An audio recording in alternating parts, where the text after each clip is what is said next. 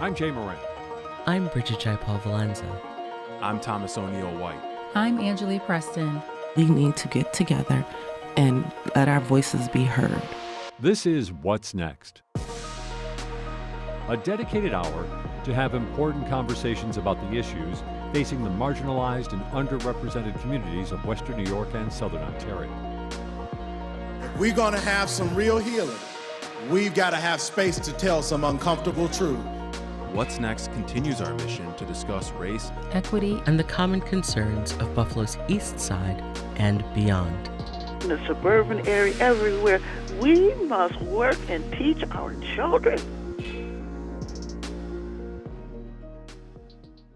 Our guest today on What's Next, actually, it's a return guest, Wayne Brown from Willow Grove Counseling. Wayne, thanks for joining us. Thank you for having me. A pleasure having you, and it's also, although we had a nice, thorough conversation the last time you were here, we have a couple of other different elements to get into. One that's timely, New Year's resolutions, something that I guess the connection once it was brought to my attention is obvious that a counselor might be the perfect person to work your resolutions through, because what happens normally with resolutions, either they're too big and we never make them, right? Or they're too small and not worthwhile. So let's just give us just a general thought about New Year's resolutions. The big issue with New Year's resolutions is that the individual lacks the why.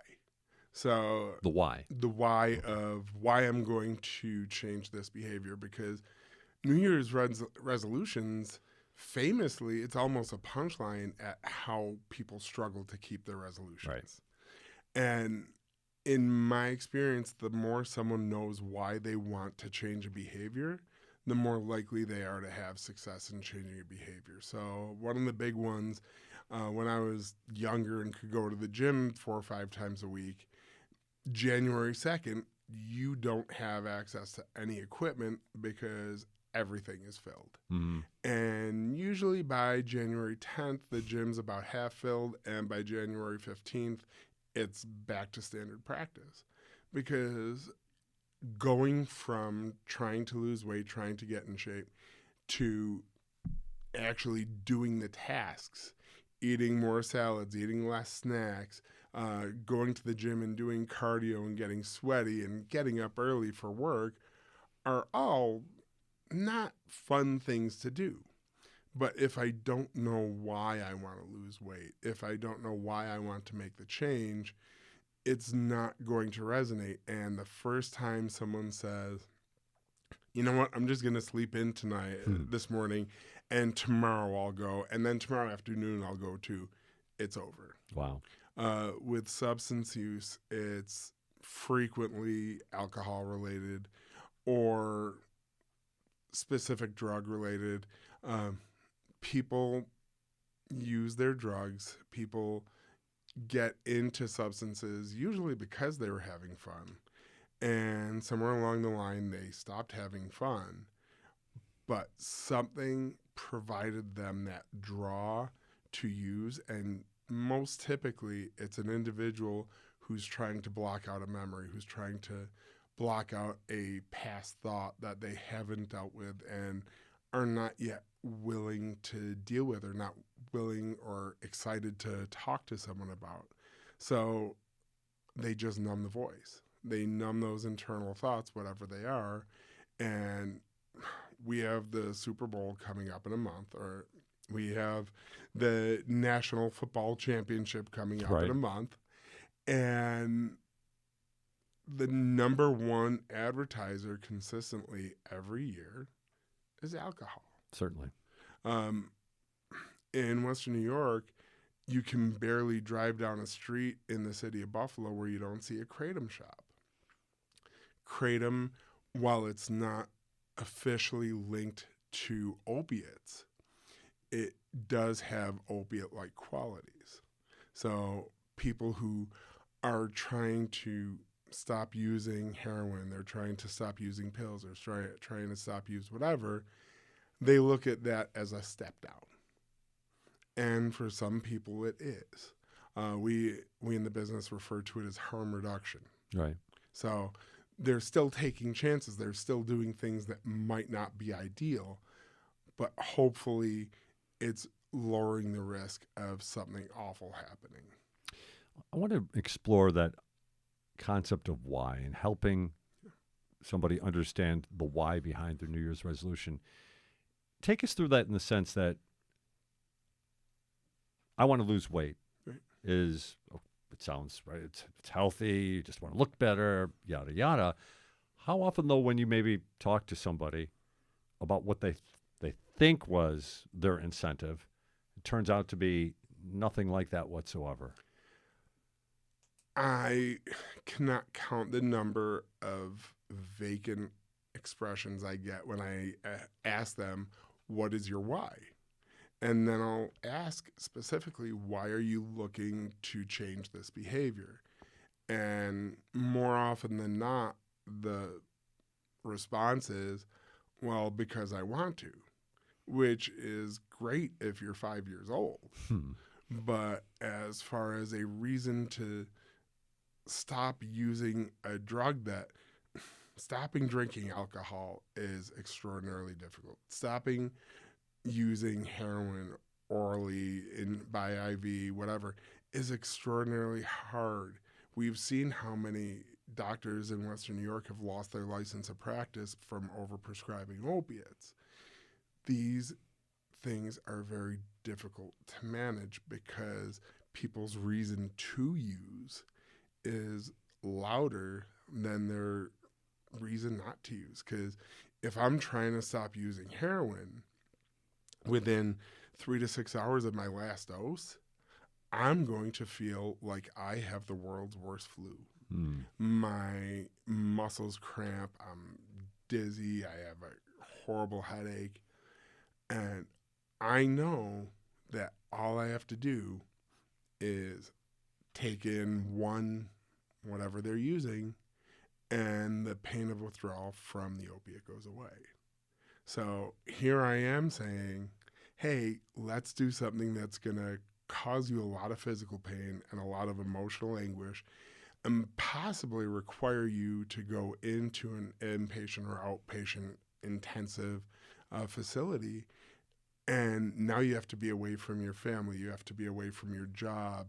You have to get permission from individuals, which means you need to have conversations that are not that comfortable to have. And it just becomes we'll worry about this tomorrow problem. But back to the why then of that scenario. I want to quit drugs because it's killing me, it's controlling me, I don't want it. But is there more? What are you finding though in these sessions when it comes to that why, that there is it more important to find out not so much why you want to quit or stop this behavior, but more about why you started it in the first place? We don't get into the trauma work until they're far more stabilized. Okay.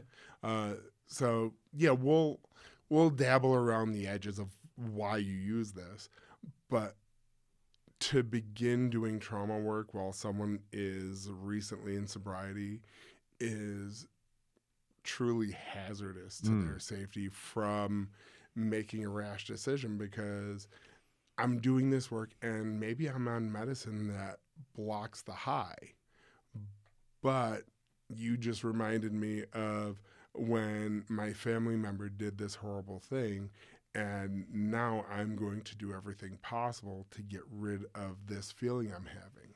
So you do get into the childhood issue, you do get into maybe the adult trauma, but not until the person is in a more stabilized place where they can have the conversation slowly and deliberately. Working with people on their initial why for why they adjust a behavior is frequently someone they love is threatening their presence. That you will not be having access to your child. You will not be having access to your parent.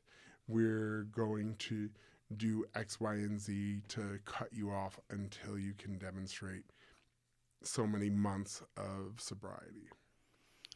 That's some tough love, if you want to call it that. It is, and it can be extraordinarily triggering to relapse as well. I would think. Because, I mean, the fear, like Yeah. when you said lose a child, Mhm. I mean, or lose access to your child. I mean, I think every parent who's listening probably just Right. shuddered at that thought. I shudder every time I have to have that conversation with someone that, hey, in order to maintain your family as you know it, we need to address these behaviors. It's an incredibly sensitive conversation, and it takes patience. It takes the ability to be yelled at and really descriptive words used by the patient because they're hurting. And They take it out on the counselor. absolutely. And if I have to choose between a individual in recovery taking it out on me or taking it out on their parole officer, I will take that bullet every time. Because if you can yell at me for 10 minutes, and then when you sit with the PO and we've had a chance to review about what's going to happen next and what you're going to do and what is your why for wanting to quit, then you're going to have a more productive conversation with your PO or the court or wherever you are and likely be more successful. With severe addictions, the best thing that you can aim for is smallest accomplishments. So like one of the handouts that I have at my office is a handout that has one line at the top. I did this better today.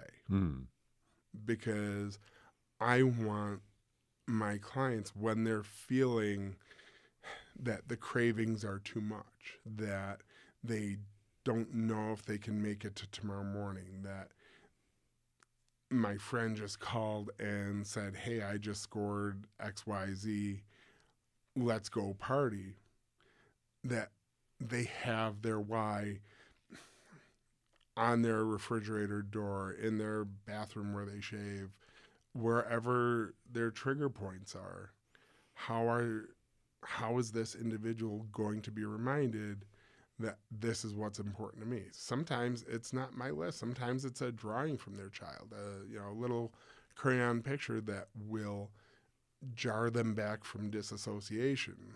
Because for so many people who are in active use or in early recovery, they will check out of their bodies and turn off their brains in order to chase that high. When you're talking with an individual who is dealing with a substance abuse issue, and I know when it comes to being a counselor, listening is so key. Yeah.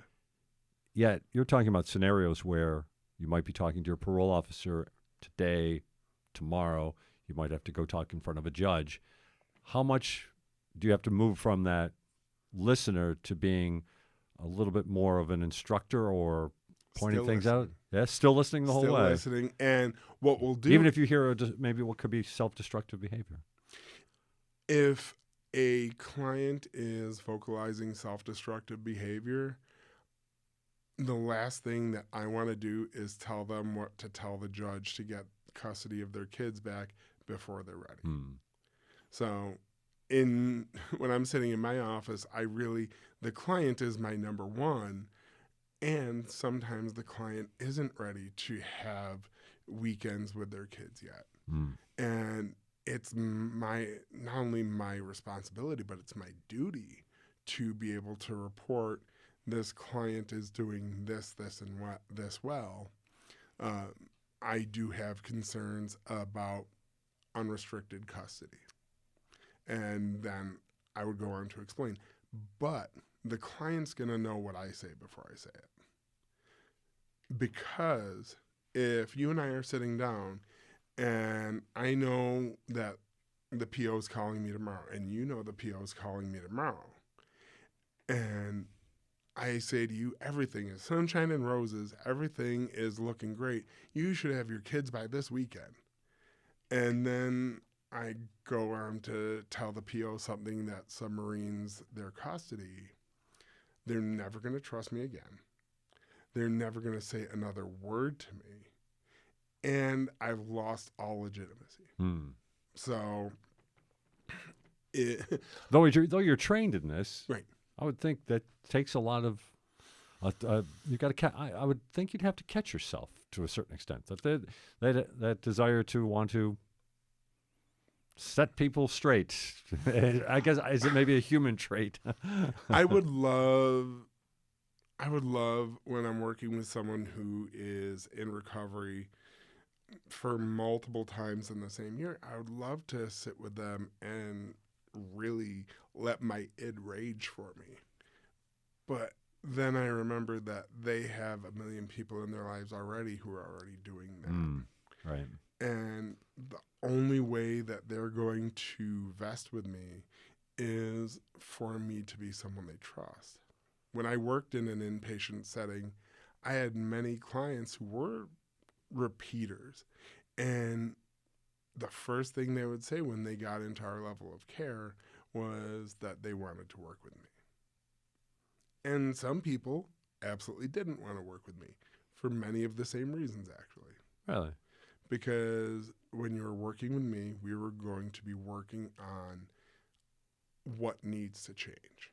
And not everyone who goes into a recovery program is willing to change. That's why I want to work with them on the why, because if you don't know it, maybe we can suss it out together. Maybe we can have the conversation and come up with some just kernels of things that are important.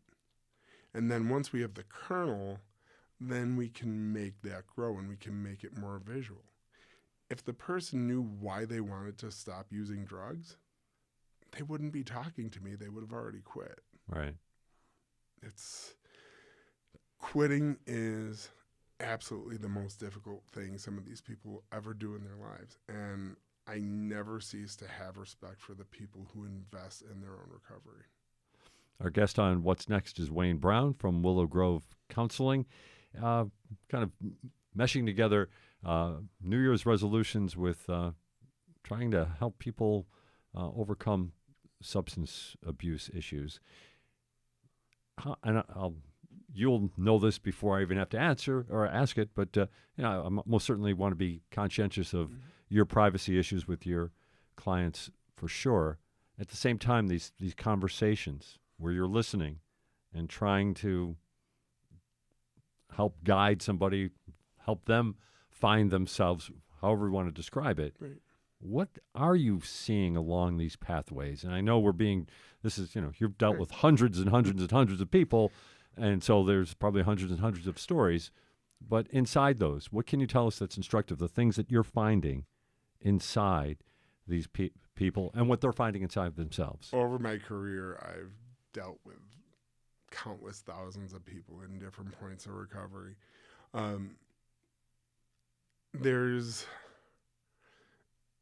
If I were to extract a theme as broadly as possible, it would be the desire to be able to be present with today.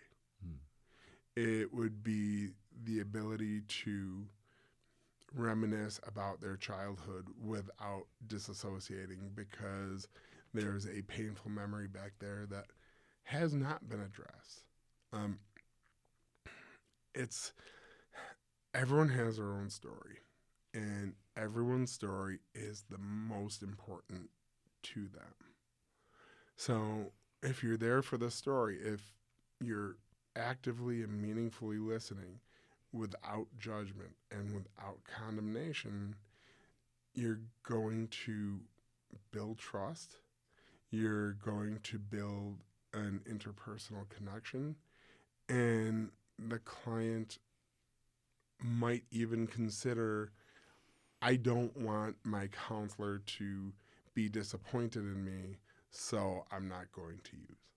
Now, that is not, and I repeat, that is not something that I would hold over their heads in session. That would be incredibly irresponsible. Right. But you know what happens. The client develops a emotional connection to the counselor, especially if they don't feel that they've had anyone in their lives who's been as actively supporting them. So I come along and I'm what feels like their best friend because all their other friends are bringing them dope. They draw a closeness.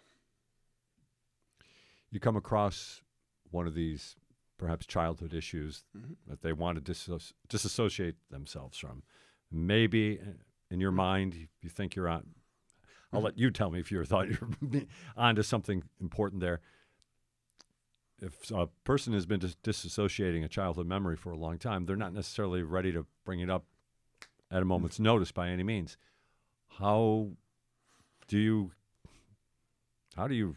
work through that? Probably, I would again think of it as a natural inclination to want to get back to that, yet knowing that maybe your client, your patient doesn't want to talk about this. Any counselor who does serious trauma work knows that before you're doing trauma work, you're doing safety work. And above everything, you need to make sure that the client is safe and has a boatload of coping skills to manage. And we will actually practice them in session. And I will give them assignments of practicing these coping skills, especially during the week between sessions when they're not stressed, to which the usual response from a client is, why on earth am I going to practice this coping skill when I'm just chilling on the couch and not feeling anything? Won't that make me want to use? And I'll say, if the act of practicing is triggering the desire to use, then you're not chilling, number one. And number two, the parallel I will bring in is we live in Buffalo and there are multiple sports organizations, and I'll remind them, whatever their sports team of choice, they practice in between each game. And the client will usually get it as soon as I go there, but if they don't, then I'll progress the conversation and say, why do you think they practice in between games? They already know what they're doing. And eventually I evoke the answer or work with them to discover the answer, that we practice the skills when we're not at risk, because then when the skills aren't going as planned, that we can figure out other strategies. It's interesting how you termed it as the concern for safety is paramount. Is that something from the outside looking in that is totally lost on the counseling, substance abuse relationship, that safety issue that, you know, I hope that all counselors are working I'm not talking for about safety first. no, but I'm talking about because so much of these conversations are, what does the public need to understand about this? What do family members need to understand about what their loved one is going through? And maybe something that doesn't get talked about is safety has to come first. Yes, 100% safety has to come first. There used to be this old 70s, 80s idea of doing interventions. Right. And I popularized in culture, right? And I heard recently from a client that there's actually a TV show about it. I've never seen it, and I'm very thankful of that. But doing the family interventions are so. I have never talked to a client who's gone through a family intervention where they get wolf-packed by people who love them and mean well. That's the thing, that keeping both sides of the conversation honest.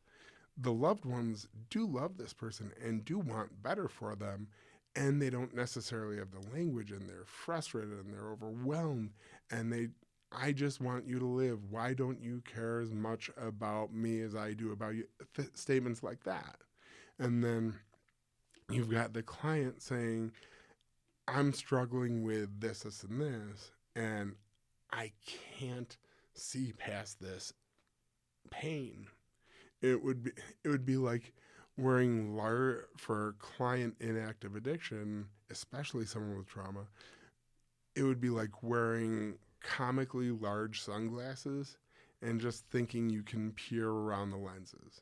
Everywhere you're looking through the lens of how do I make the pain stop? So if I'm talking to family members, which I do on many occasions, it's how do you provide realistic support for your loved one?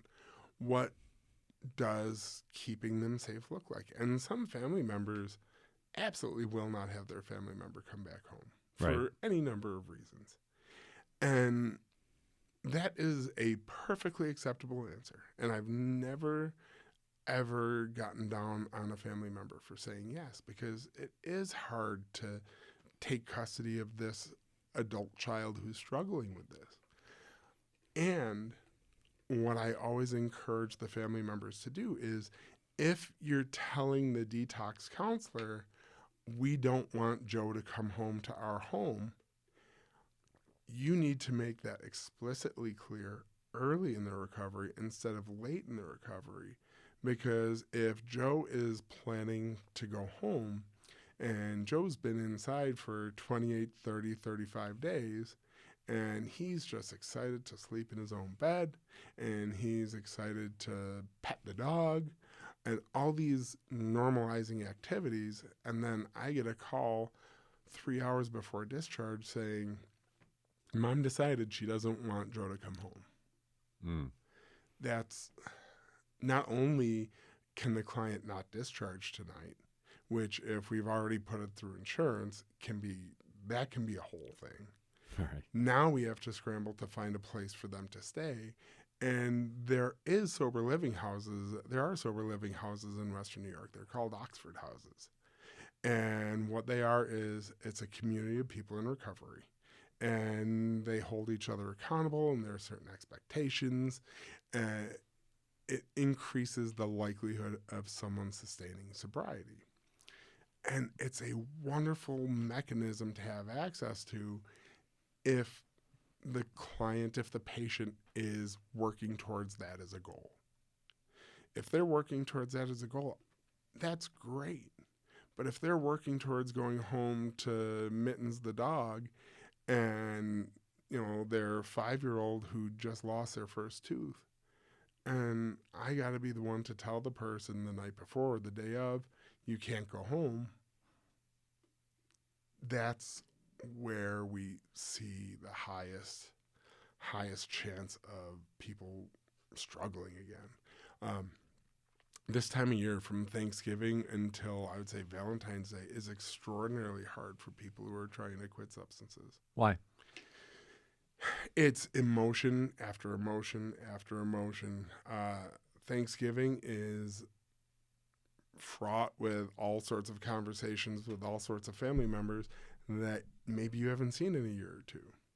So in this era of, we'll say, political tumult, if you have people who are on different sides of the political spectrum, that can be a trigger to use. If I'm dreading going to Uncle Ralph's house, and it's because Uncle Ralph does this with this organization, and I represent this with this organization, I'm going to figure out a way to not go. Or when I do go, I'm going to be escalated the entire time. One of the things about anxiety, when our anxiety gets high and our heart is racing and our eyes are just fixating or spinning around on some lots of issues, that anxiety, that heightened sense of awareness is thoroughly physically exhausting for individuals. And when they come out of that panic attack, it's really, they're just tired. And when you're tired, the coping skills become less available because they can't see the coping skills, which is why we practice them again and again and again. Because I would rather you tell me that I am tired of practicing square breathing than me seeing your name in the obituary. Our guest this morning on What's Next, Wayne Brown of Willow Grove Counseling. We had Wayne on actually not too long ago, but we're getting into a conversation today where we're somewhat merging the idea of New Year's resolutions with the idea of substance abuse and perhaps moving beyond substance abuse as well.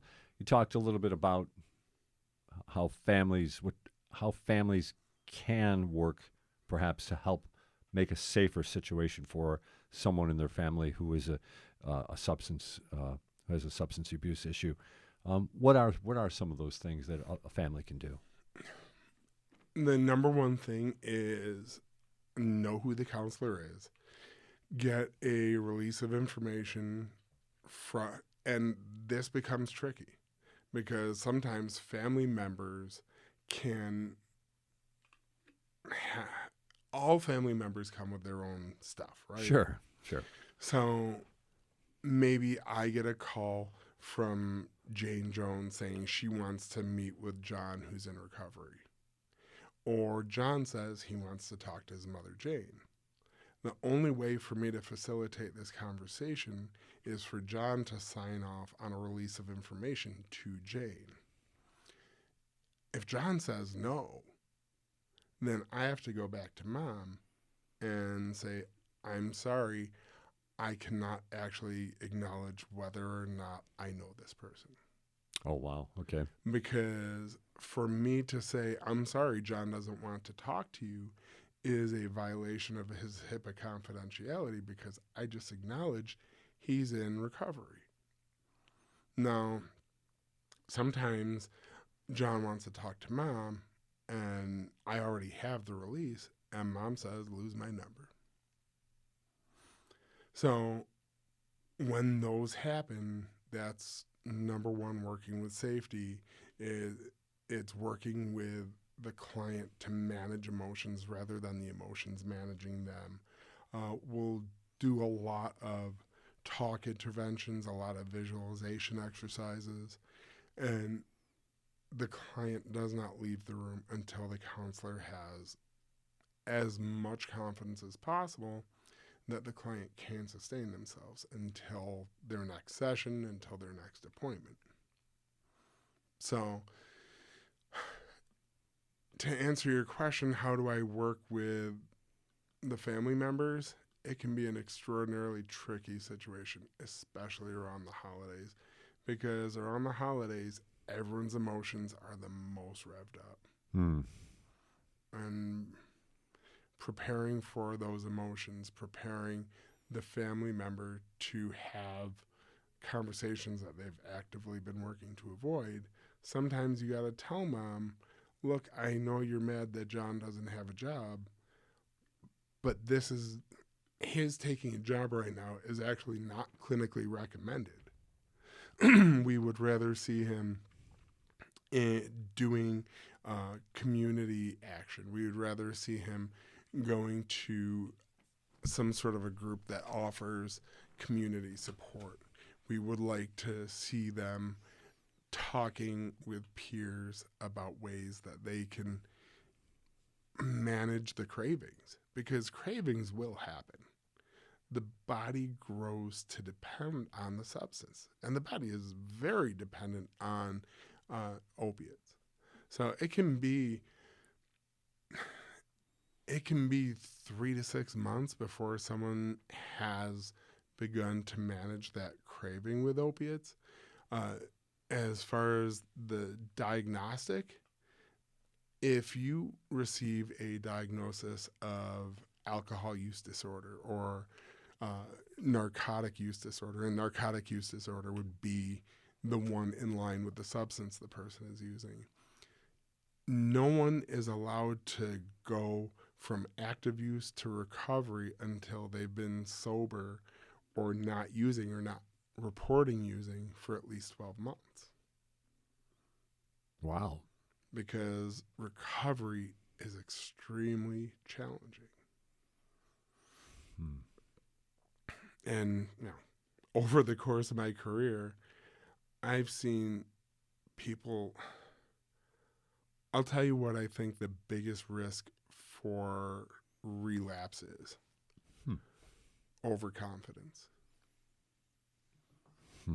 Clients who have that distance from sobriety or from active use, and maybe they're relying on meetings, and maybe they're relying on sober supports, and something happens where after 10 years, maybe they have an argument with someone inside their community support group, or they have the opportunity to move and they're like, I don't want to deal with meeting a new sober support group. They are going to have challenges. And if the challenges aren't supported and the individual can say, I've been sober for 2, 3, 5, 10 years. I know what I'm doing. That scares me more than anything. As far as long-term recovery. As far as short-term, there are many, many other concerns. But with long-term sobriety, the danger is comfortability, contempt for the diagnosis. That's why so many people who are in recovery will always say they're in recovery, because the second they say, I'm cured, that's when they are more willing to take chances. You know what? It's the holiday party. My friends and I are going to Joe's Tavern. I can just have a seltzer. And the problem is Joe's Tavern is an old place that maybe the bartender doesn't wash the floors every night. And so you walk into Joe's and it smells a little like stale beer or stale booze. And there's only so long that a person can smell that and not feel the it's like the old potato chip commercial, bet you can't eat just one. Right. Yeah, if I were to have a container of potato chips on the table, we might look at it and be like, whatever. But if you open it up and say it's 1 in the afternoon and I grab one chip and then go on to the interview, what am I going to be thinking about? When when are we going to go to break so I could eat a potato chip? Should I have Charles get us some chips? It's the visualization. The more the person has the visualization in their head, the more it becomes disconcerting. So you must have heard stories. Oh, you know stories, of course, of people who relapse. I can only assume that's considerably common. It's literally part of the practice in detox. How about, though, the stories of, and I'm sure they're both very satisfying for you, but also tremendously frightening, the person who has been able to, move beyond substance abuse, and they run into situations and the triggers are there and they find their ways through these danger zones. What is that like? The triggers are easy to get through. While I can't tell you really anything specific to an inpatient scenario, I will tell you that for myself personally, when I was working at this facility, when I was informed that Joe Smith was coming back, there would be a gigantic sigh of relief. Because while I wish Joe Smith was out there still leading his sober life, he made it back. And not everyone makes it back. And that's just a cold, hard fact. Not everyone who picks up again is going to make it back into the building. Not exactly happy holidays talk, but most certainly the kind of talk that we wanted to have here today with Wayne Brown from Willow Grove Counseling here on What's Next. Wayne, before we went on the air, you mentioned, I most certainly am familiar with inpatient rehab, recovery, but you also mentioned something about I guess I'll paraphrase it, an intense outpatient. Correct. Intensive outpatient program. Intensive outpatient program. I can't say I'm familiar with this. So elaborate, please. If you're working with an agency or your family member is working with an agency, this is something that you can inquire about. If they have a detox facility, if the detox offers this intensive outpatient, and what it is usually 5 to 6 days a week, multiple hours per day. And there is group therapy, there's individual therapy, there's all sorts of engagement activities, and it's really meant to be far more intensive, far more rigorous in helping an individual who cannot do it on their own, who maybe has tried unsuccessfully many times. And it's going to be drugs, it's going to be alcohol, it's going to be other substances. There's a great deal of substance use in Western New York that is based on household products. And unfortunately, I'm sure you've talked about Narcan in here. Narcan only works with opiates. So someone who overdoses on these other substances while using the Narcan is wonderful, and I'm so happy we have it.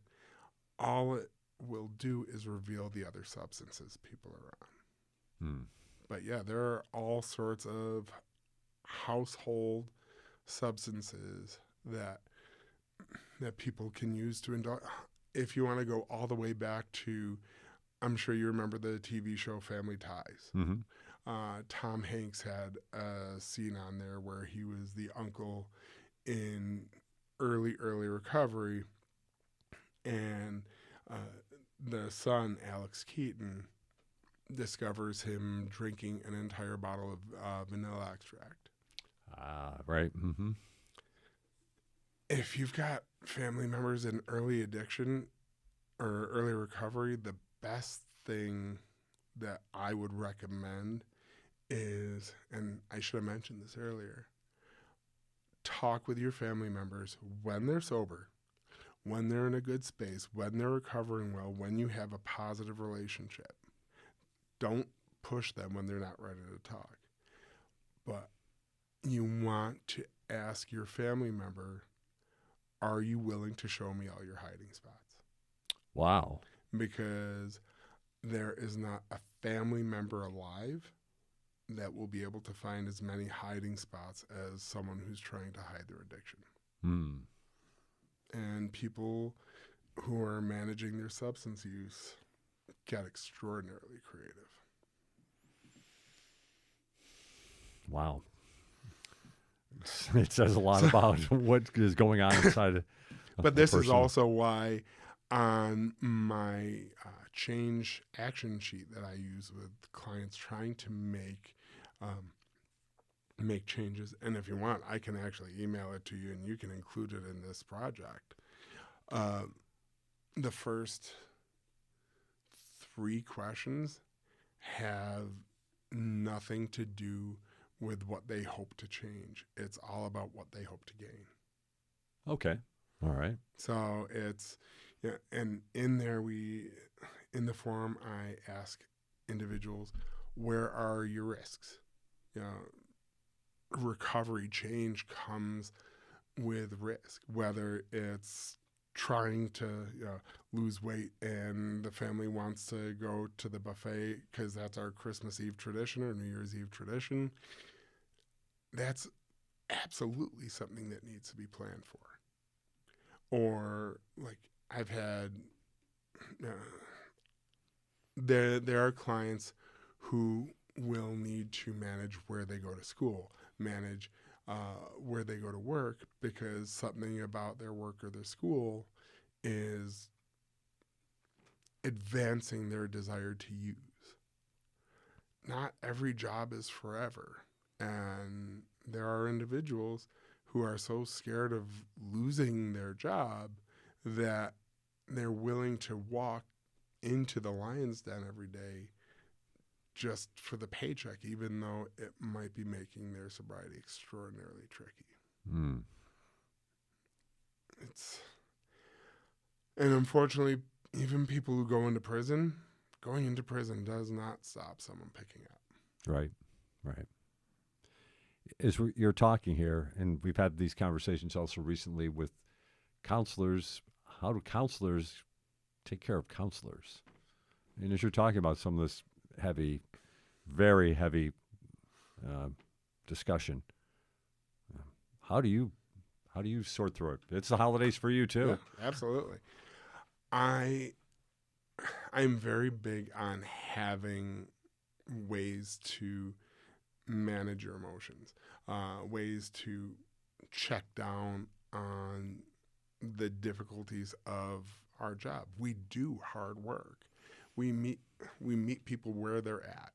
So in meeting people where they're at, sometimes you go home and you're not at your best. For me personally, it's my family. I go home and I'm with my kids, I'm with my spouse, and there's nowhere I'd rather be. There's not the pull that I'm lacking something. I'm fortunate there. I am extremely fortunate, and I every day am thankful for what I have. Are you able to compartmentalize though from some of these very, very, very intense conversations? There are times where I have taken detours home. Mm-hmm. When I was an intern, I had one of my clients tell me an extraordinarily personal piece of information that I was like crying the entire way home, driving home from the end of my shift. Because these are people, and these are people who you know and you like and are really sometimes victims of awful circumstance. And yeah, there are times where I'll be extraordinarily emotional before I pick up my kids.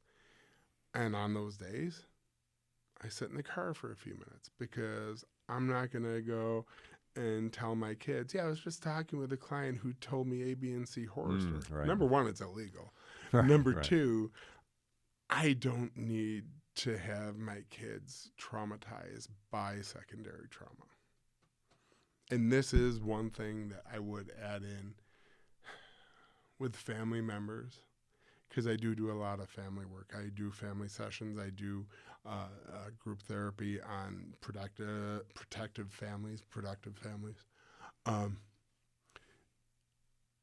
You, as much as you might, as the family member, want to take it personally if your loved one says something negative, as much as you might want to rage out at them because they said something that gave you a deep and strong emotional experience, I would caution you to remember it's not about you in that moment.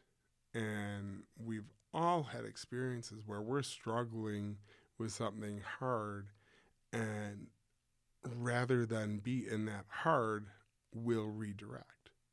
So is it possible that the family member does have this rage against their parent?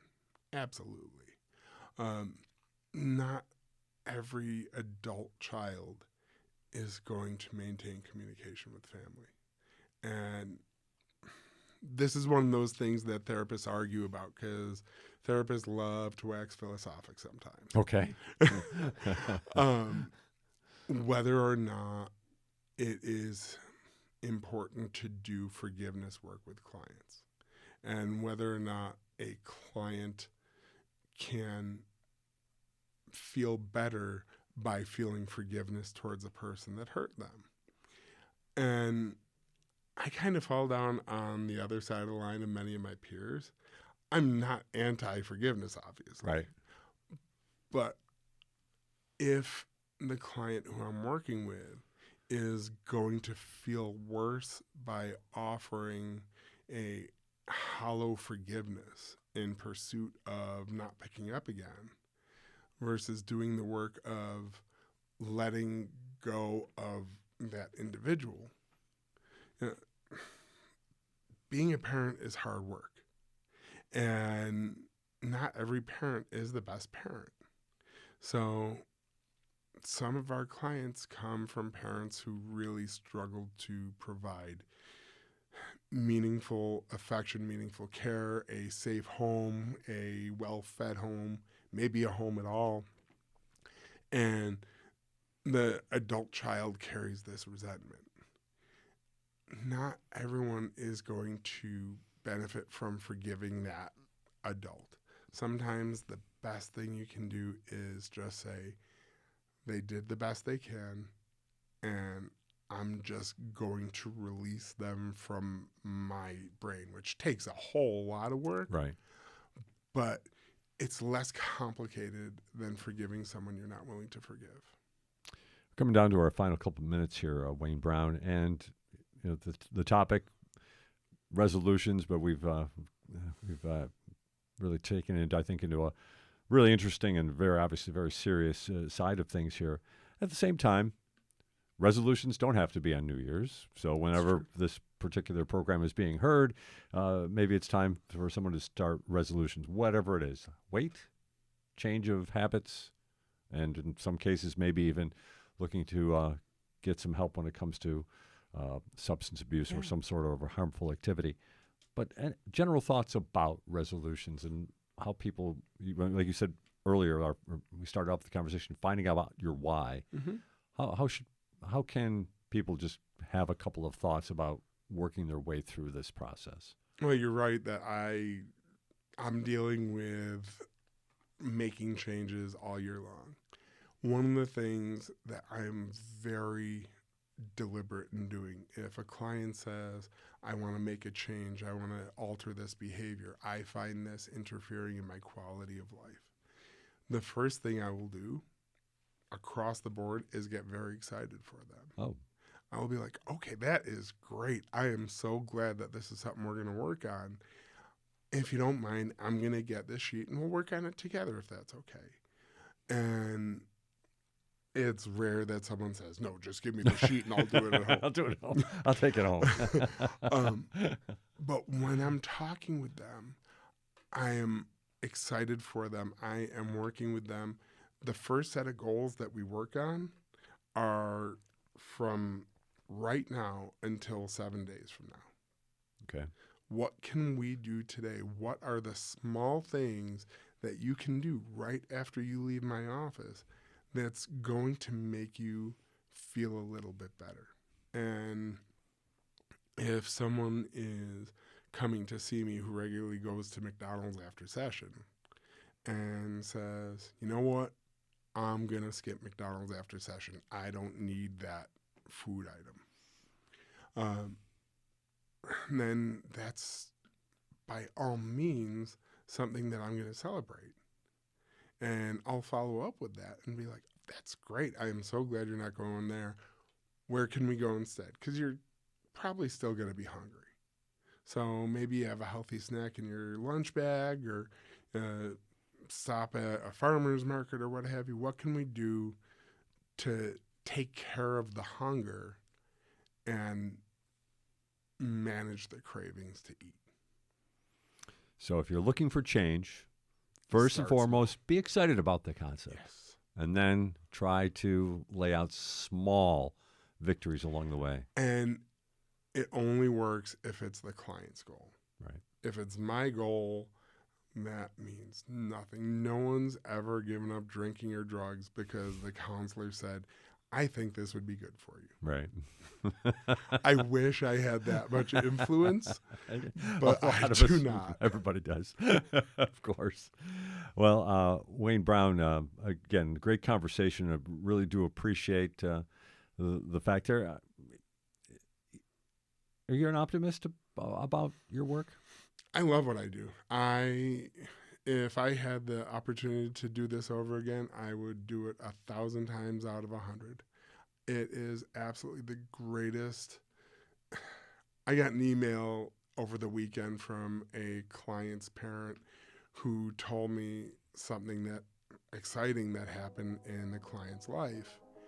And I was excited to respond. I was excited to say, that is so cool, and thank you for making this happen. And when you've got a team of family members or friends or people who care, because remember, some people have family by birth and some people have family by choice. Right. And either way, if your family is supporting you, that's fantastic. And I will always acknowledge a family member who is going above and beyond to support their family member. Wayne Brown is from Willow Grove Counseling, joining us today on What's Next. Again, Wayne, thanks for being with us. Thank you. This is What's Next on WBFO and WBFO HD1 Buffalo, WOLN Olean, and WUBJ Jamestown, your NPR station.